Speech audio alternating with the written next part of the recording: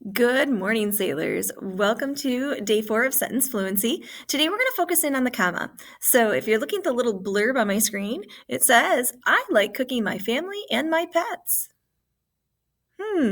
Sounds like Criminal Minds, right? So you don't want to be a psycho. You want to use your commas and use them in the right place because it can really change the meaning of your writing. And so take a look. I like cooking, comma, my family, comma, and my pets. So you want to make sure that your commas go in the right place so you don't sound like a psycho, like you don't belong on the serial killer list. So as we get reading today, I am reading blended still, and look for how how does your writer use commas? All right, see you back in 10.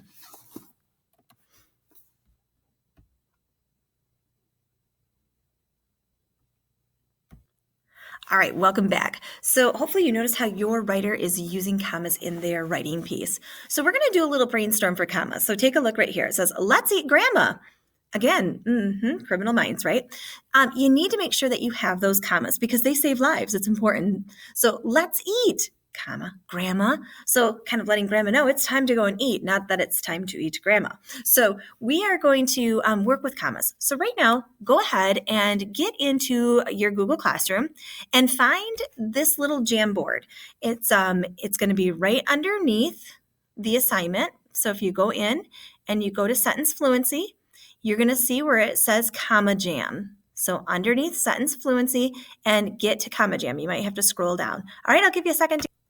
All right, now that you're here, you just need to, first off, make sure that you're being smart about what you're putting on here because everybody is using this and I'm looking at it. So take a minute and grab a sticky note and just jot down on here when do you use a comma? So the things you kind of already know, you're like, okay, well, I know that, you use a comma in dialogue. So you might just put that in there. You use commas in dialogue and then just put it out there.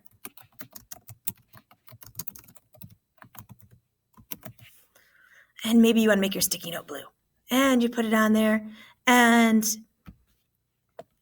so just like, when do you use commas? So thinking about that, thinking about those quadrants that you did with Mrs. Prentice, when do you use commas? All right. So take just a couple minutes, teachers, just maybe, 3-4 minutes and just jot down when do you use commas. All right. See you back in just a minute. Okay. So you've thought about when you use commas. And you have in front of you, if you don't, you're going to probably want to grab it, those quadrants that we've been working with, those 4 different quadrants that show when we use commas within a positive and we use them with adjectives. And so you're looking at that right now. Please open up where it says the Google Slides for commas. So we're going to do a little practice with commas. All right, so get that open and you'll be looking at something that looks like this. All right, so you might have to pause a second and everybody get here. Okay, now that you're here, let's do a little practice with commas. This little comma activity is just going to be for you to figure out what is the rule for the comma and then check it and see if you've got it right. All right, so let's take a look right now at the first slide. I shoved my signed hall pass, a ticket to 5 minutes of freedom, into my pocket and headed out. What is the rule for these commas? And right here, this is the examples done for you. It's the appositive. They interrupt a phrase in a sentence, so you have to have commas around it. All right, now let's give it a try. Go to slide 2. I'll meet you down at the docks at midnight, instructed Papa Mario. What's the comma rule here? Take just a second and write down, what do you think the comma rule is? Maybe in your crew, share out some ideas. What is the rule? And everybody jot down, what do you think the rule is? And then I'll show you. All right, if in your crew you guys came up with dialogue, you're right. You got to use commas with dialogue. So sometimes it's a comma before you get into the exact word that somebody is saying. Sometimes it's the comma inside the quotation marks, and then it tells you who's speaking. All right, let's try slide 3. Take a look at this one. Mom, can I please go to the movies tonight with Sam? What do you think the rule is for that comma right there? All right, take a second and write what you think it is. All right, if you put down in here, it's from when you have like a direct address, when you're directly addressing somebody, you are completely correct. If you wrote it in your own way, that's totally fine too. So let me put mine in here.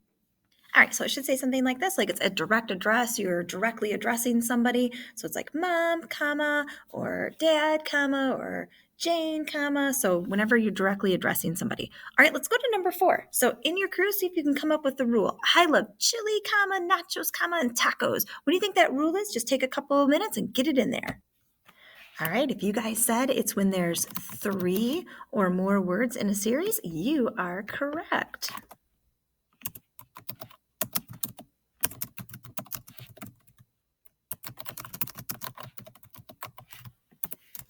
All right, let's take a look at number 5 here. My friends and I went to Lewis Farms this weekend, comma, and we also had ice cream cones at Country Dairy. What's the rule for the comma here? Just take a minute and figure it out in your crew and then check back for the answer. All right, and if somebody in your crew said compound sentence, they were correct. A compound sentence is when you take 2 sentences, you put them together with a conjunction. Our conjunction, those are those fanboys. So the conjunction here is and so we have 2 complete sentences. We'll learn more about compound sentences later on. All right, so hopefully you've got that down. Number 6. What do you think for this one? I love this class. Well, it is pretty fun.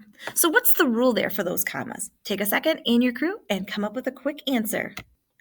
All right, if you guys came up with those are introductory words, actually better known as interjections, you would be right. So make sure that you put that in there. We always use a comma after an interjection, and or an exclamation point, and we will learn more about those coming up, but that should be kind of a review for most of you. All right, let's move on to slide 7. What's the rule on this one with the commas? Charging toward the Gaga pits, comma, the players began their lunchtime battle. So what's the rule here for this comma? Go ahead and pause and see if you can come up with the rule. If you said participial phrase in your crew, you are correct, and that one's on your quadrant. Charging toward the Gaga pits is a participial phrase. So you've got to have that comma right here. It's going to come right before the subject. The players are the subjects.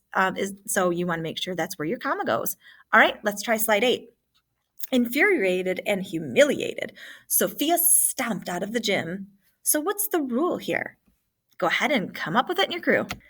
All right, again, this is one that we just learned. This is the double adjectives that are starting the sentence. So 2 adjectives, infuriated and humiliated, are describing Sophie. So that's how that sentence structure is, and that's why you have the comma there. All right, so now that you're comma experts and you're feeling really good about commas, we would hope that you would make sure and use them in the right places, because you don't want to be a psycho. You want to end up being a very fluent writer, so you want to use commas appropriately. All right, so we've done all 6 traits of writing now.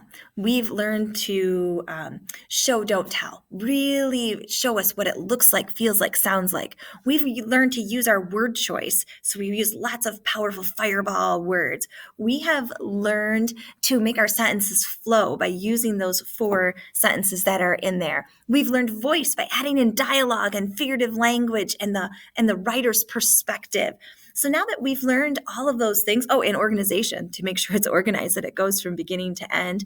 So now that we've learned all those things, let's see how you do at understanding them. Let's play a little round of Kahoot. So right now, teachers, go ahead and play Kahoot. When you're done playing Kahoot, come on back and I'll tell you what to do to finish out the hour. Have fun and good luck. All right, welcome back. I hope you had fun. I hope it was a great review for you and all the different writing tricks that you've learned and the 6 traits of writing. Now what you're going to do is just finish out the hour working on your ripped pants from yesterday. You just got started on it yesterday, and that's perfectly okay. Today, I want you to kind of finish this out. It's just a short write. It should only be probably about a paragraph. This one looks humongous because it's, humongous font and it's blown up on a presentation for you. But take a look at the example. You want to try and use each one of those new sentence structures one time somewhere in your writing piece. So somewhere you got one starting with an adverb. Somewhere you've got a sentence starting with a participial phrase. Somewhere you've got a sentence that's got in a positive, and you've got one that starts with 2 adjectives. Make sure you put your commas in there now that you know how to use those commas. And then just highlight some figurative language that you threw into this. we'll take some time in class tomorrow to share out some of these. So share out some best lines. So right now, go ahead and finish that out. Here are just the requirements, making sure that you use these at least one time, and then highlighting some figurative language. You should have those done. So enjoy, have fun. If you guys finish early, share some best lines out inside your crew. All right, see you back here tomorrow.